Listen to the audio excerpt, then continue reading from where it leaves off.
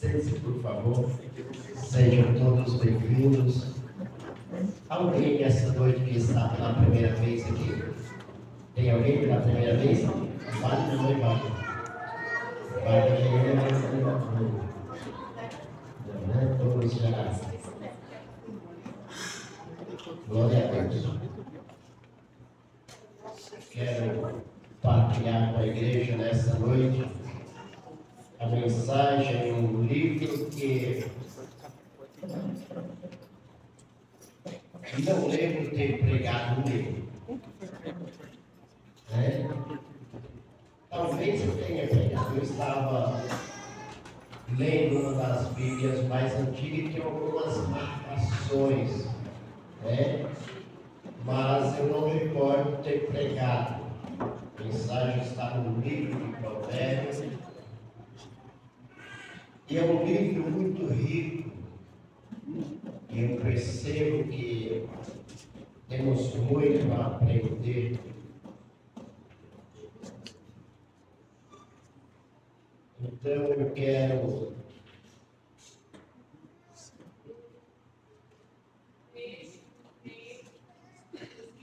olha lá, amém? Duas vezes. Tome cuidado quem vem aqui falar tal coisa. Tem gente que anota. Olha, Luiz pregou na data da época. E você pensa que é velha.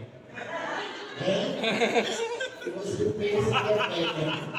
Tem anotado na Bíblia. E a tal pregou para você. Eu não recordo. Amém? Talvez você não saiba, mas eu estive participando de uma vigília nessa madrugada. E uma das jovens que estava lá era a Eva também. A Eva, uma vigília que começou à meia-noite. Eu cheguei em casa às 5 horas da manhã. A Eva chegou um pouquinho antes, mas ela estava lá também. Bem da glória de Deus. E é assim, a palavra de Deus diz que mesmo na velhice daremos frutos. Somos desafiados. Querido, eu quero partilhar um pouco aqui no primeiro capítulo, só para... E depois eu quero partir para o capítulo 16. Veja bem, como diz aqui a leitura. Esses são os provérbios de Salomão, filho de Davi, rei de Israel. Deve estar acompanhando a minha versão, me parece que é a mesma. No verso 2, ele deixa claro a finalidade dos provérbios. Lembrando que há uma citação que Salomão escreveu 3.000 provérbios. Pode não estar todos aqui. Esses provérbios não são todos de Salomão. Pode haver algum que ele citava de alguém. Você vai encontrar aqui provérbio da mãe do rei Reuel.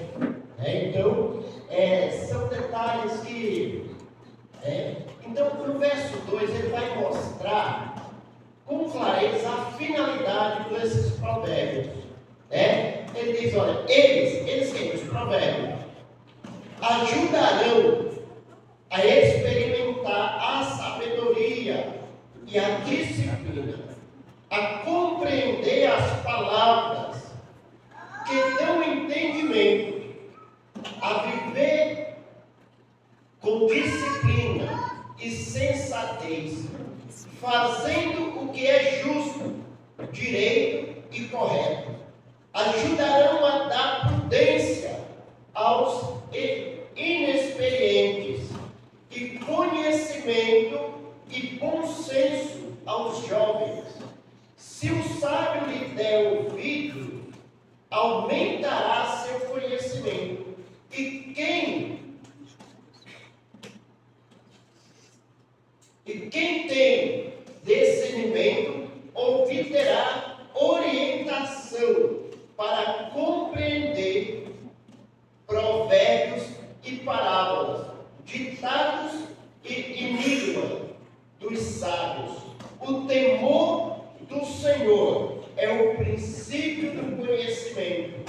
mas os insensatos desprezam a sabedoria e a disciplina. Olha como ele começa deixando muito claro.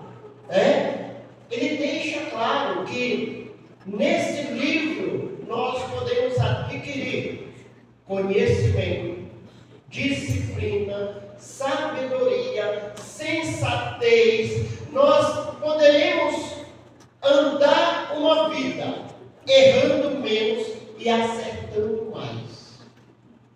É o que ele deixa claro nesse texto. Ele vai dizer no verso 8: ouça, meu filho, a instrução de seu pai, e não despreze o ensinamento de sua mãe. Eles serão um enfeite para o seu pescoço, um adorno para um enfeite para a sua cabeça, um adorno para o seu pescoço. Meu filho, se os maus tentarem seduzi-los, não ceda, e você vai perceber como ele deixa muito claro as artimanhas das amizades.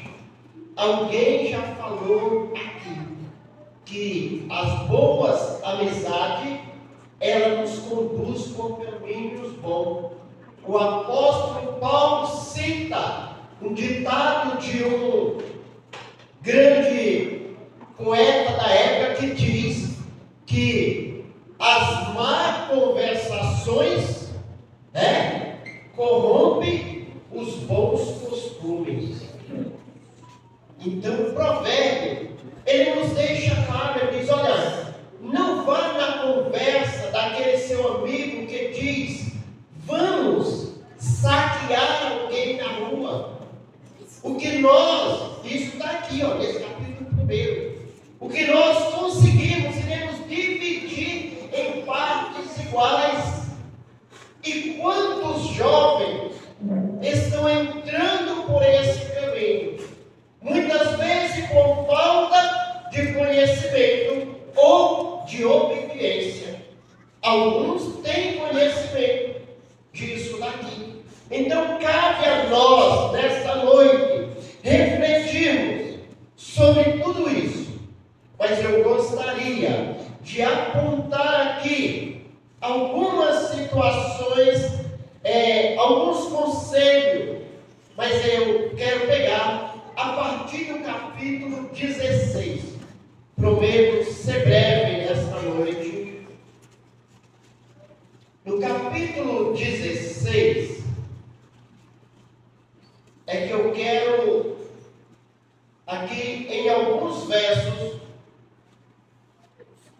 esclarecer ou colocar com muita clareza os conselhos que temos nesse livro. E é engraçado que tem conselho que você lê e você ri. Porque tem conselho que diz assim: vai ter uma formiga, ó preguiçoso. Ele mostra a aptidão de um inseto que trabalha para estocar alimento para tempos maus, para me mostrar que se eu quero algo, além de confiar em Deus, eu devo arregaçar a cobra e a luta. E são inúmeros textos que falam. Então, com Deus não tem espaço para preguiça. Não tem espaço. Mas aqui no verso 16, ele começa dizendo assim, capítulo 16, no verso 1: ao homem pertencem os planos do coração, mas do Senhor vem a resposta da língua.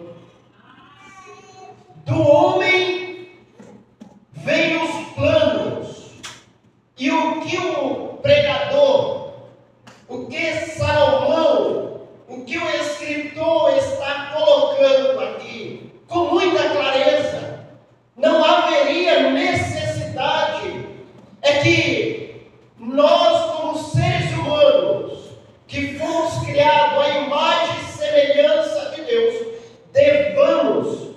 usar o nosso cérebro, sermos inteligentes, planejar, elaborar projeto, mas além de tudo isso, confiar os nossos projetos nas mãos de Deus. Porque a preparação vem do coração do homem, os projetos, os planos, elaborar tudo isso, mas a palavra final ela vem de Deus. Eu preciso ter ciência de que Deus é quem dá a última palavra em cima dos meus planos. Eu não posso cruzar os braços e ficar apenas orando para que Deus venha agir ao meu favor. Não! Lembra quando Jesus chegou lá na casa de Marta e Maria, que Lázaro já estava morto? O que é que ele falou? Retirai a pedra. Retirar a pedra é o que cabe a mim. Aquele povo poderia retirar a pedra. Aquela era a parte que cabia a eles. O milagre da ressurreição, essa é a parte de Jesus. Quando nós retiramos a pedra, nós estamos elaborando o projeto, nós estamos planejando, mas quando colocamos nas mãos de Deus, Ele vai ressuscitar, mesmo o projeto falido, mesmo os sonhos esquecidos, é eu colocando na mão de Deus, Ele está na última palavra. Então, o verso ele diz: ao homem pertence os planos do coração, mas do Senhor vem a resposta da vida. E quando eu falo de plano, eu falo de uma forma bem abrangente. Eu planejo na questão de estudar, de me preparar profissionalmente, mas eu planejo uma eternidade com Deus. Eu não posso ter planos visando apenas o mundo terreno. Eu vivo aqui, eu preciso me preparar, eu preciso ganhar dinheiro, eu preciso dar o melhor para a minha família dentro da minha realidade, mas o meu coração está nos céus. Por isso que os meus projetos precisam de uma assinatura de Deus, porque do homem é o preparo, os projetos, é o planejamento, mas é Deus quem dá a última palavra. E por que tem que ser Deus? Veja no verso 2: todos os caminhos do homem lhe parecem puros, mas o Senhor avalia o espírito. Dificilmente você tomará uma atitude achando que está fazendo errado. Por que nós fazemos isso? Porque o nosso padrão de avaliação nem sempre é dentro da palavra de Deus. Quer que eu diga um exemplo para você? Você acha que um carro de 100 mil reais é caro? Você acha que para o Neymar ele também acha caro? Não! Por que eu acho caro um carro de 100 mil reais? Porque a minha avaliação é dentro do meu poder aquisitivo. Quando eu vejo a minha conta, os números que tem ali. Então eu vejo que é caro. E quando o escritor diz assim, que todos os caminhos do homem lhe parecem puros, mas o Senhor avalia o espírito, é que Deus, Ele vê o meu amanhã. Eu gostaria de que o pessoal me ajudasse. Veja em Mateus,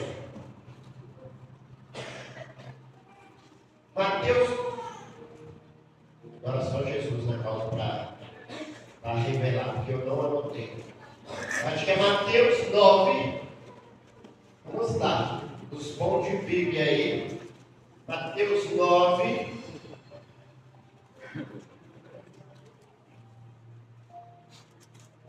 Mateus 9 e o verso 4. Está na tela, olha lá. Olha só. Mateus 9 e o verso de número 4. Conhecendo Jesus seus pensamentos, disse-lhe: por que vocês pensam maldosamente em seus corações? Agora vejam o contexto. Vejam o contexto ali, qual que era? Tem um paralítico na situação, sim ou não? Tem um paralítico. E tem um homem ali, não é um super-homem, é filho de um carpinteiro, ali no bairro mesmo, que está ali. Aí o paralítico chega e aquele filho do carpinteiro, né? O irmão José e a irmã Maria, ele estava lá e disse: olha, você está perdoado. Para nós, em nossos dias, é muito fácil julgar os religiosos da época, os que defendiam as Santas Escrituras. É claro que eles também não eram aquela coisa, mas é muito fácil para nós, porque já aconteceu. Mas nós estamos observando hoje de alguém que se levantou aqui e diz assim: olha, os teus pecados são perdoados. Eu na mesma hora diria: não, está entendendo? É heresia que esse cara está falando. Então os religiosos dizem: esse cara, o que é que ele está fazendo, meu Deus? Aí Jesus, que sonda o coração, ele esquadrinha pensamento, ele diz: conhecendo Jesus seus pensamentos, diz-lhe: por que vocês pensam maldosamente? Lembra de Gênesis no capítulo 4 e o verso 6, aquele bate-papo com Caim? Deus fala para Caim, olha só, capítulo 4 do livro de Gênesis, capítulo 3. O Senhor disse a Caim: por que você está furioso? Por que se transformou o seu rosto? Se você fizer o bem, não será aceito. Mas se não fizer, saiba que o pecado o ameaça a porta e ele deseja conquistá-lo, mas você deve dominar. Aleluia. O escritor da carta aos Hebreus diz que o pecado que tão de perto nos rodeia, ele pode atrapalhar a nossa caminhada. E Deus que conhece. Caim ficou furioso porque não foi aceito. E ele diz: mas se fizesse de coração puro, não seria aceito? Mas o pecado está querendo dominar você. Se você ficar ligeiro e colar em Jesus nessa noite, você terá domínio. Você não será envolvido. Mas caso contrário, aquele caminho que para nós parece ser bom, mas Deus, ele faz uma avaliação do meu espírito. Ele conhece o meu deitar e o meu levantar. Antes que a palavra chegue à minha boca, ele já sabe. Amém? Verso 3. Consagre ao Senhor tudo que você faz, e os seus planos serão bem-sucedidos. Parece ser uma repetição do verso 1, né? Não parece? Olha o verso 1, ele diz assim: ao homem pertencem os planos do coração, mas do Senhor vem a resposta. E o 3 ele diz assim: ó, consagre ao Senhor tudo que você faz, e os seus planos serão bem-sucedidos. É muito comum eu dizer que conheço a Deus. É muito comum eu fazer os meus projetos, os meus planos, e colocar nas mãos de Deus. Mas no momento em que foge do meu ponto de vista, eu quero tirar. Porque eu coloco nas mãos de Deus, mas eu estou acreditando que vai acontecer desta maneira.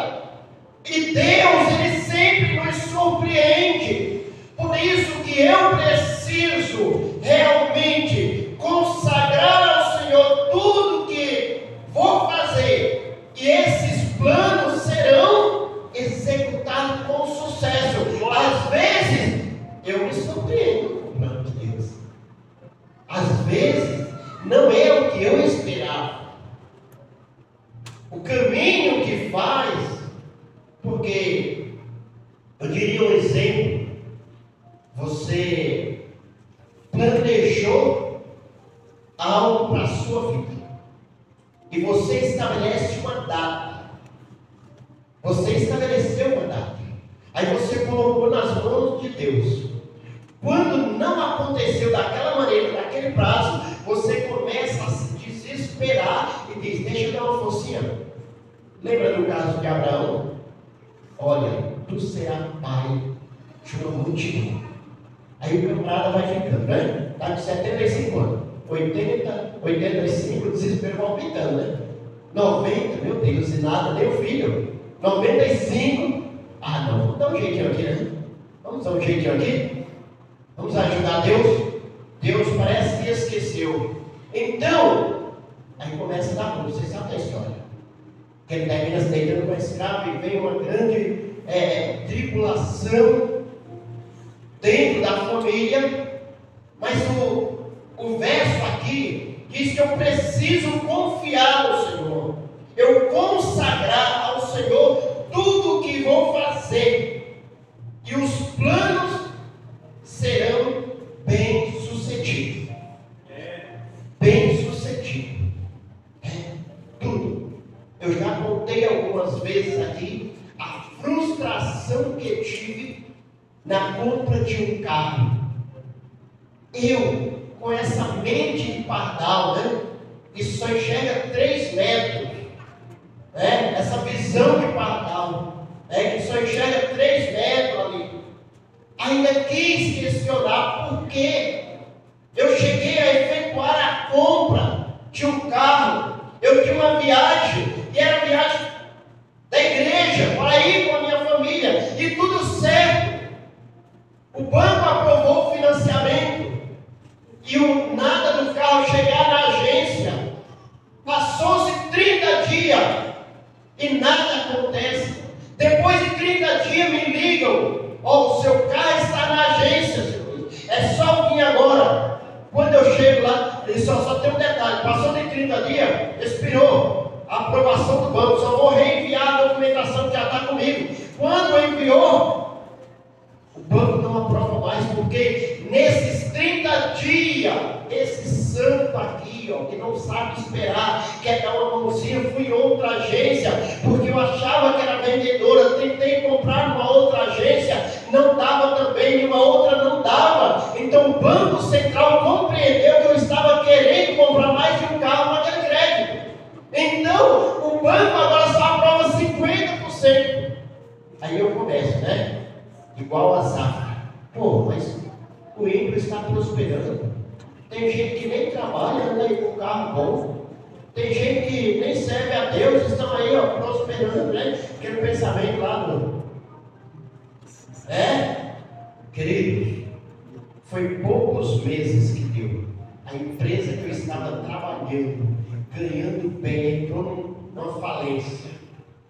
Que eu passei uma situação que, se eu tivesse comprado, eu teria perdido o carro, o nome, e estava até hoje enrolado. Quando não aconteceu dentro do meu ponto de vista, é porque Deus estava vendo o meu amanhã. Em seguida, Deus preparou outro, e graças a Deus, não é bom, mas hoje eu tenho um, minha filha tem outro. Para a glória do Senhor, as coisas acontecem no tempo de Deus, dentro da sua vontade. Aleluia! Nós temos uma dificuldade enorme de colocar nas mãos de Deus e deixar Ele agir sozinho, dentro do tempo dele. Mas nós precisamos aprender que devemos consagrar ao Senhor tudo que iremos fazer, e os seus planos serão bem-sucedidos. Deus é aquele que planeja o melhor resultado para você. Lembre, o melhor resultado pode não ser o melhor trajeto. O trajeto pode ser por alto mar, ondas se levantando, jogando barco de todos os lados. Mas o trajeto final, o final é de vitória. Nós queremos uma caminhada toda de águas tranquilas. E Deus tem os seus planos. Deus tem os seus planos. Verso 4. O Senhor faz tudo com um propósito, até o ímpio para os dias do castigo. Olha aí como está fácil a heresia aí. Então Deus criou o ímpio já para ser castigado. Não. O Senhor faz tudo com um propósito, até o ímpio para o dia do castigo. Quer continuar dizendo? Livro de Gênesis, capítulo 50, no verso 20. Veja bem, os irmãos de José, naquela perseguição com ele, fazendo coisas más, jogava em um buraco, pegava, tirava fora, vendia, torna-se escravo.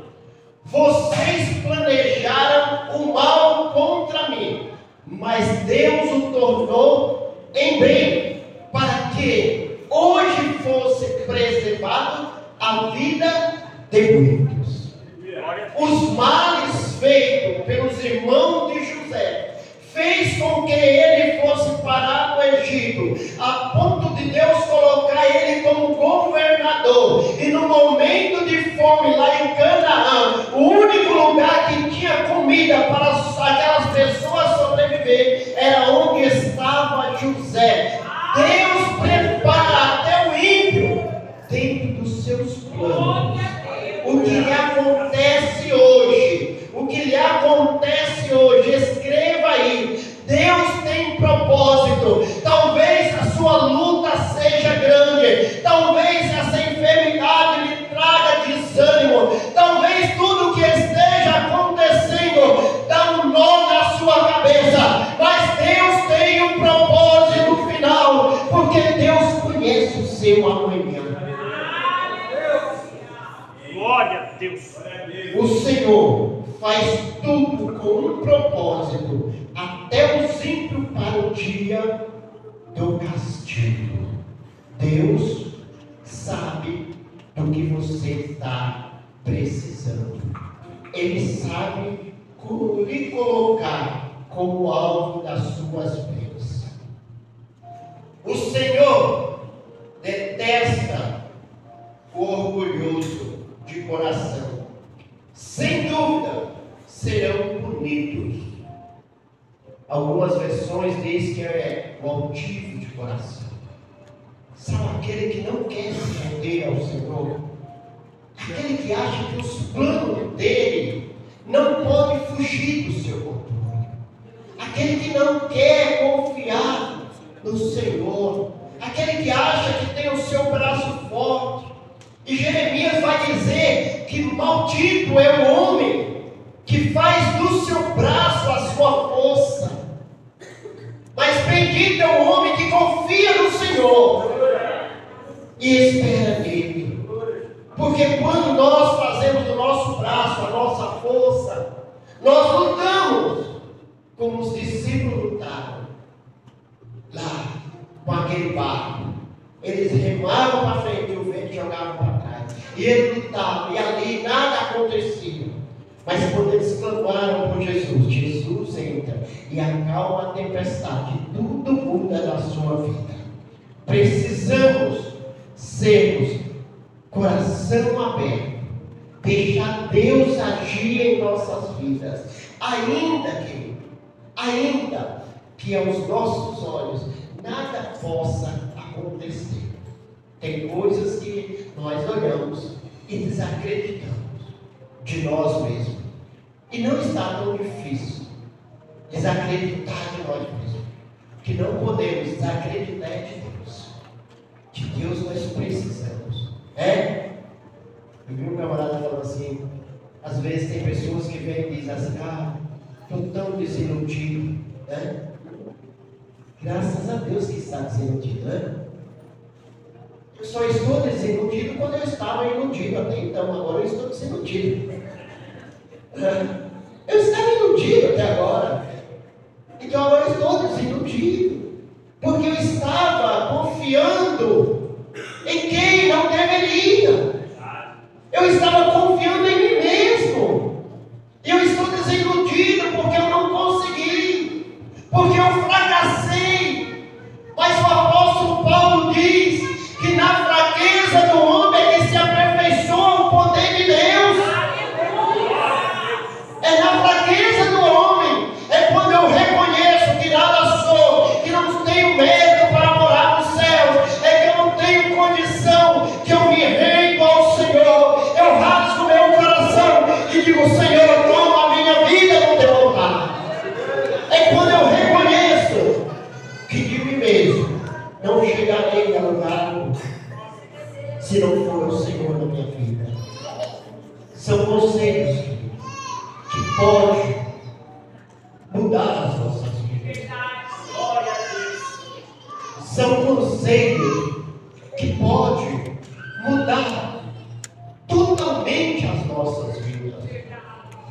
Os conselhos, eles devem ser aplicados de uma forma que seja dentro da minha realidade. Eu gosto de Paulo escrevendo aos Efésios que diz assim: olha, filhos, sejam obedientes aos vossos pais. Mas ele também não deixa os pais fora da conversa. Porque às vezes nós erramos. E ele diz: pai, não provoqueis a ira dos vossos filhos. Então a palavra de Deus, ela precisa ser aplicada em nossas vidas, dentro da nossa realidade. Os conselhos de Deus é para melhorar as nossas vidas, é para que tenhamos conhecimento, tenhamos disciplina, sensatez. A pessoa insensata, difícil, mas Deus nos trouxe aqui nesta noite porque Ele quer mudar as nossas vidas. É propósito dele mudar. E é mudar para melhor. É mudar para melhor.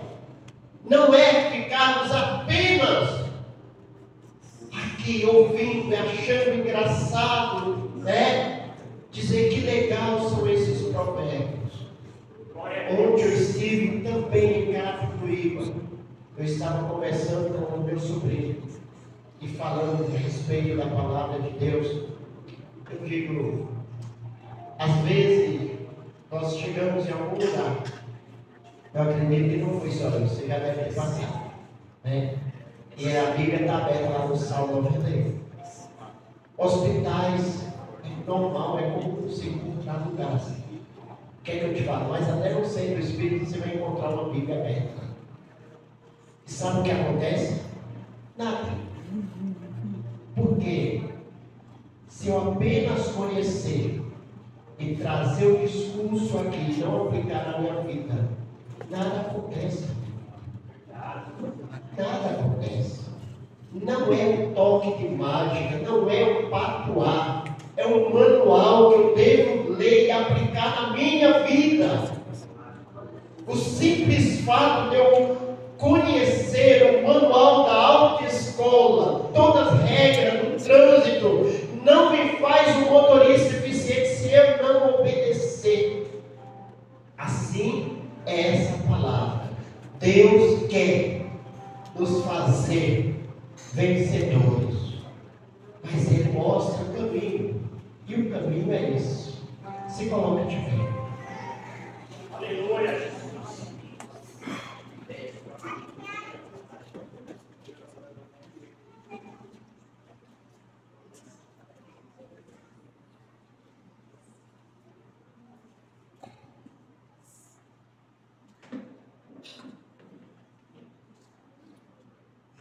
Obrigado.